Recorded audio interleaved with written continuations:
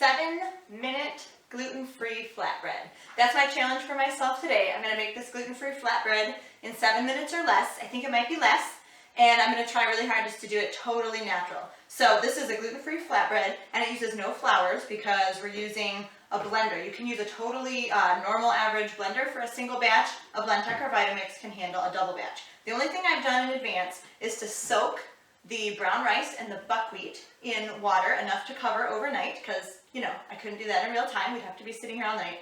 And I did grind my fresh flaxseed, mostly because my little coffee grinder cord is too short and it wouldn't reach, so I couldn't do it here. So you're just going to have to use your imagination for those parts. But everything else I'm going to do live in real time.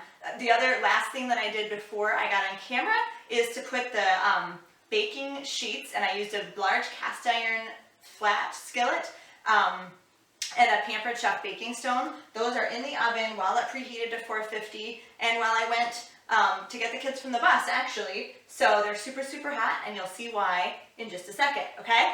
7-minute gluten-free flatbread from kitchenstewardship.com. On your mark, get set, go. First thing I need to do is drain the water off here. So I'm using not a normal colander, but a mesh strainer because the rice and the buckwheat would go through a normal colander. And I like to give that a little rinse just because it's pretty gooey. And then some of it stayed in there, and that's totally fine. And I'm just going to pour the rest back in a feat of left-handed agility. I'm a right-handed person, so some of this is going to fall into the sink, and I'm just going to have to deal with that. But most of it's coming out of my strainer. Okay, so step one. Now I'm back to the drained grains. I lied. I pre-measured 2.5 cups of water because that's just boring to watch come out of a water filter. So 2.5 cups of water goes in. Again, this is a double batch in a Blendtec. The dimension or the measurements are completely different for a single batch and a regular blender. So be sure to check the post at kitchenstewardship.com/flatbread. 2 teaspoons of apple cider vinegar. We're going to use my little cheater technique. 1 cupful is about 1 teaspoon. I'm doing a double batch. So for me, that's 4 teaspoons. I'm just reading off my ratty old recipe card here. And then I need a 1/3 cup of ground flax. And I have a repurposed coffee grinder that I got for $1 at a garage sale. I use that to grind flax. You can use golden or regular brown. And again, I'm doing a double batch, so I need 2/3 cup. If you don't, grind your own flax, it's totally fine to use ground flax from the store, but make sure you keep that in the freezer because it can go bad pretty quickly. Get rancid. 3 tablespoons of extra virgin olive oil. You can use any fat you want. You can use coconut oil, melted, unmelted. You can use lard as long as it's not totally like cold from the freezer. Lard's great if it's been sitting out on the counter. You can use bacon grease that's been sitting on the counter. That was me eyeing up 6 tablespoons of extra virgin olive oil. I'm not going to eye up the salt. I feel like that's a little bit more of a direct measurement. I need 3 total teaspoons salt. That's a double batch, 2 times 1.5 teaspoons. I'm not measuring perfectly, not the way I teach in the Kids Cook Recipe course. I got some holes, I got some hills. But this recipe will survive. It's bread. It's kind of like a pretzel. So a little bit extra salt doesn't kill you. A little bit less salt, and you just add some to the top. We serve this hot with butter and salt right on top. Now, on the Blendtec, I'm just going to hit batter.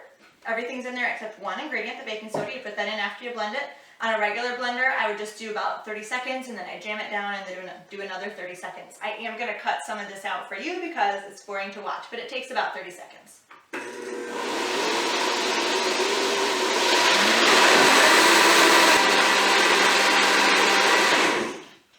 All right, it was 21 seconds. Shows you how much I know about my blender. Now, I need, for each batch, 1/2 teaspoon of baking soda, so that's a full teaspoon. Nice and flat. I'm going to take the lid off, and I'm just going to push up once to get it going a little bit.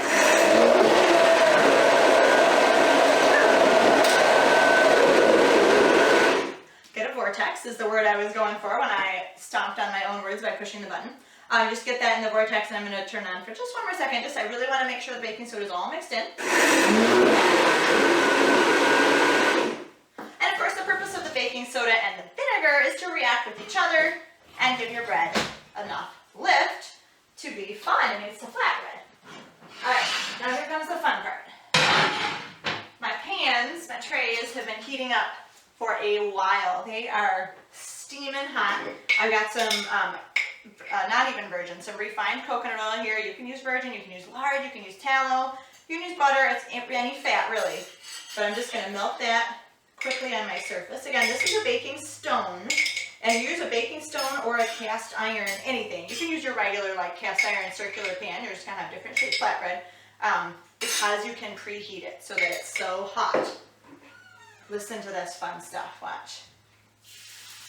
My husband walked in once while I was doing this, and the kids were like, why is Mom cooking on the cutting board? How does that even work? Because it's sizzling away just like I'm making pancakes. That's gonna prevent the batter from rolling off the edge more or less. And it's gonna start cooking it from the bottom right away, which gives it this gorgeous crispy, crispy bottom. I haven't yet tried it on a regular like cookie sheet with parchment paper. I'd like to try that someday. This feels a little less thick than sometimes, so I think I got a little bit more water in there than I sometimes do. I might not have drained it quite as well, but that's fine, it'll still work out. A single batch is usually a little bit more than one baking stone. A double batch, as you'll see, is I'm going to do this baking stone plus my cast iron griddle, which is large. It's larger than a baking stone, and it should... Woo.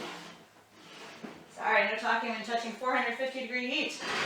This cast iron griddle should be able to handle the rest of my batter, and it is just a smoking because, you know, there's always like greases and oils on there. Oh, hot diggity. So you definitely, you want to do this, you know, on your stovetop or on a big, this is a big glass cutting board. I'm not setting this directly on my counter in case it looks like that.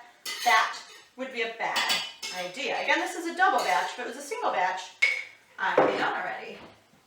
So now I'm going to pour this on back and forth, not splash myself. Do you hear that sizzle? So beautiful. We use this bread mostly as a side for like toast.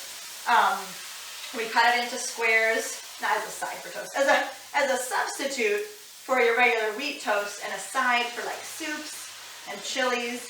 The leftovers freeze awesome. They make a fantastic grilled cheese. Because again, we just cut them in really like 2x2 or 3x3 inch squares. Now again, this is a little thinner than I'm used to, so I'm having a little bit of trouble using it all. Of course, Murphy's Law of doing a video is that the recipes you make like all the time will not quite turn out, but it did not fall off the edge, it still stayed. So back into this 450-degree oven it goes. Because I'm doing a double batch with 2 trays, I've got them set to the top and bottom rack. And I'm going to do it for about 8 minutes and then switch racks and do 8 more minutes so they're nice and even. In it goes.